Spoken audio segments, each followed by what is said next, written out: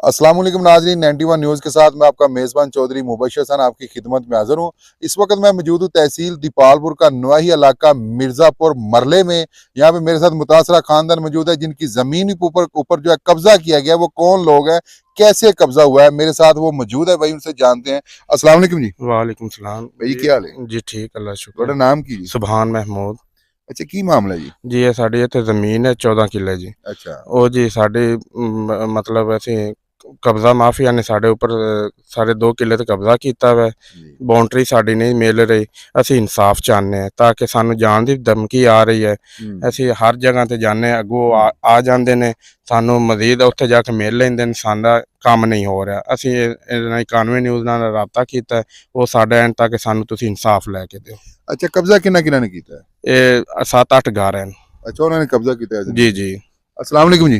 वालेकुम सलाम। ये की मामला है जी? ये जमीन है जी, इतने छड़ते नहीं अगो जी आने थोड़ी लत्तां बाहीं बंद देनी, ये कर देना वो कर देना। जेडे MP MN वो भी नांदी फेवर बच्चन साड़ी वो भी मुखालफत थाने दरबारे भी नांदी मनींदी जी, साड़ी तो मनींदी ही कोनी जी।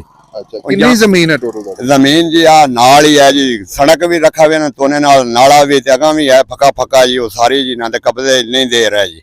टोटल जमीन 14 एकड़ 14 एकड़ है जी। ਤੁਹਾਡੇ ਕਬਜ਼ੇ 'ਚ ਕਿੰਨੀ ਹੈ? साढ़े कब्जे हुण 1.5 किला 2 घटती जी। ਅੱਛਾ 2 ਕਿੱਲੇ ਕੱਢ हाँ जी। ਤੁਸੀਂ ਜਾ ਕੇ ਰਾਬਤਾ ਨਹੀਂ ਕੀਤਾ ਪੁਲਿਸ ਨਾਲ ਜਾਂ ਕੀਤਾ ਮਹਿਕਮਾ ਰੈਵਨਿਊ ਨਾਲ?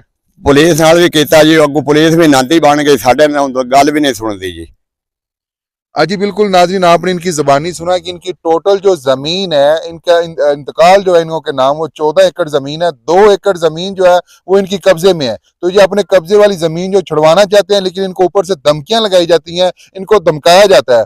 और महकमे भी जो उनके साथ मिले हुए हैं, मेरी आला काम से गुजारिश है, मेरी वज़ीर आला मरियम नवाज साहब से, वज़ीर आज़म शहबाज शरीफ साहब से फिल फौर इस बात का नोटिस लिया जाए और इन जालिमों को कैफरे किरदार तक पहुंचाया जाए। इनकी जो ज़मीन है वो बाजियाब करवाई जाए जी इंशाअल्लाह।